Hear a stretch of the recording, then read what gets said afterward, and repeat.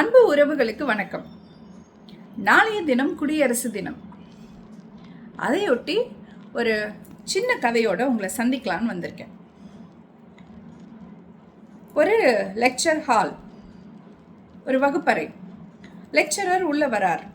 மாணவிகள் உள்ள உட்காந்துட்டு இருக்காங்க. உள்ள வந்த லெக்சரர் செகண்ட் பெஞ்சில் உட்காந்துருக்க ப்ளூ சட்டை போட்ட பொண்ணு, உன் பேர் என்னம்மா அப்படின்னு கேட்குறார்.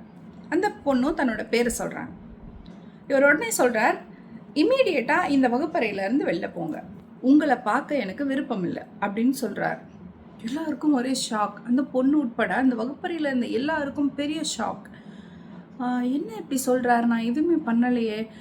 ஆனால் அந்த பொண்ணு, sorry sir, I don't understand அப்படின்னு கேட்குறாங்க. Sorry, thank you, you can leave now அப்படின்னு சொல்கிறார். வேறு எதுவுமே பேசுகிறதுக்கு இல்லாமல் அந்த பொண்ணு தன்னோட பேக் எடுத்துக்கிட்டு அந்த மாணவி கிளாஸ் ரூம்லேருந்து வெளில போயிடுறாங்க. இப்போ ஒரு பின் ட்ராப் சைலன்ஸ் அந்த வகுப்பறையில் இருக்கு. இப்போ லெக்சரர் கொஸ்டின் கேட்குறார் குழந்தைங்களை பார்த்து, மாணவர்களை பார்த்து. சட்டம்னா எதற்காக, சட்டங்கள் யாருக்காக அப்படின்னு கேட்குறார். சட்டம் எதற்காக அப்படின்னு கேட்குறார். இப்போ ஒவ்வொருத்தராக பதில் சொல்லிட்டே வராங்க. சமூக ஒழுங்கு, தனி மனித உரிமைகள் பாதுகாக்கப்பட, இப்படி ஒவ்வொரு ஆன்சராக சொல்லிட்டு வரும்போது ஒரு மாணவர் ஜஸ்டிஸ், நீதி அப்படின்னு சொல்கிறார். பாயிண்ட் அப்படின்னு அங்கே நிறுத்துறார். நிறுத்திட்டு இப்போ எல்லா மாணவர்களை பார்த்தும் ஒரு கேள்வி கேட்குறார். இப்போ கொஞ்ச நேரத்துக்கு முன்னாடி இந்த வகுப்பறையில் இருந்த உங்களுடைய சக மாணவி கிட்ட நான் அநீதியாக நடந்துக்கிட்டேன்ல, ஏன் நீங்கள் யாருமே கேள்வி கேட்கல அப்படின்னு கேட்குறார். அப்போ தான் அவங்களுக்கு வரைக்குது. ஆமாம் இல்லை, அது அநீதின்னு நினச்சோம், வருத்தப்பட்டோம், ஆனால் அமைதியாக தான் இருந்தோம், அவரை ஸ்டாப் பண்ணவே இல்லைல்ல, ஏன் சார் அந்த பொண்ணை வெளில அனுப்புறீங்கன்னு யாருமே கொஸ்டின் பண்ணலை இல்லைன்னு அவங்களுக்கு அப்போ தான் ரியலைஸ் ஆகுது. அப்போது சமூகத்தில் ஒரு பாதிப்பு நடக்கும்போது தனக்கு நடக்கலைன்னா இது நமக்கு நடக்கலைன்னு அமைதி காக்கிறது, இது என்ன மாதிரியான மனப்பான்மை, இது வாழ்க்கைக்கும் தனி மனிதனுக்கும் எதிரானது, பாதிப்பானது அப்படின்னு அந்த லெக்சரர் சொல்கிறார். நான் இப்போ எடுத்து காமிச்ச இந்த ப்ராக்டிக்கல் எக்ஸாம்பிள் 100 லெசன் நடத்தினாலும் உங்களுக்கு புரியாது. ஆனால் இந்த ஒரு இன்சிடெண்ட் மூலமாக, இந்த ப்ராக்டிக்கல் எக்ஸாம்பிள் மூலமாக உங்களுக்கு புரிய வைக்கணும்னு நான் முயற்சி பண்ணேன் அப்படின்னு சொன்னார். அந்த குழந்தைங்களுக்கு கட்டாயம் அது புரிஞ்சிருக்கும். ஸோ சட்டங்கள் இல்லைன்னா என்ன ஆகும்? ஒரு பாதிப்பு சமுதாயத்தில் நடக்குது, ஒரு தனி மனிதனுக்கு எதிராக ஒரு துரோகம் இழைக்கப்பட்டதோ இல்லை அநீதி இழைக்கப்படுதோ, சமூக நீதி சீர்கெடுதோ, அப்படிங்கும்போது கொஸ்டின் பண்ணணும் அப்படின்னு அவர் சொல்கிறார்.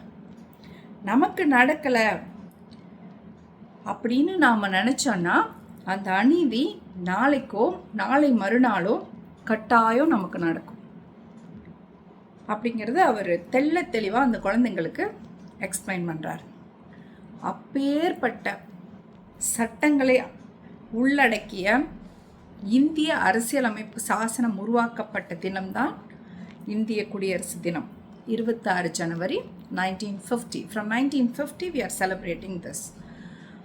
ஒரு ரிபப்ளிக் இந்தியாவாக நாம் இருக்கிறது எவ்வளோ பெருமையான விஷயம்.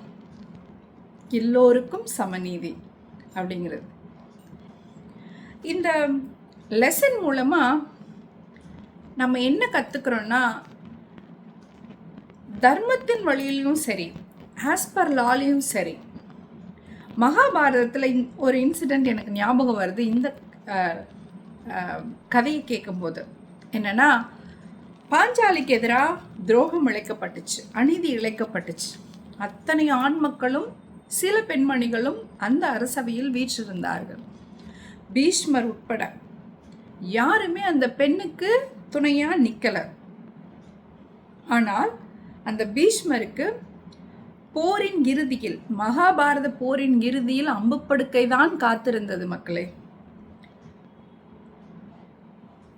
சரி, நான் ஆன்மீகவாதி கிடையாது அப்படின்னா லா எடுத்துக்கிட்டாலும் உங்கள் லா என்ன சொல்லுது? இதைத்தான் சொல்லுது, எல்லோருக்கும் சமநீதி. எங்கு அநீதி நடந்தாலும் அதை கேட்கணும், இல்லை யாரும் கேட்கலன்னாலும் நீங்கள் கோர்ட்டை நாடலாம் அப்படிங்கிறதுக்காக உருவாக்கப்பட்டது தான் இந்திய அரசியலமைப்பு சாசனம். Right? So we are really proud of being an Indian, and we need to really thank all our leaders who worked for this. Ambedkar உட்பட அனைத்து தலைவர்களுக்கும் இந்த நேரத்தில் நம்ம நன்றியை உரித்தாக்குகிறோம். எல்லோருக்கும் இனிய குடியரசு தின நல்வாழ்த்துக்கள். வாழ்க பாரதம். நன்றி.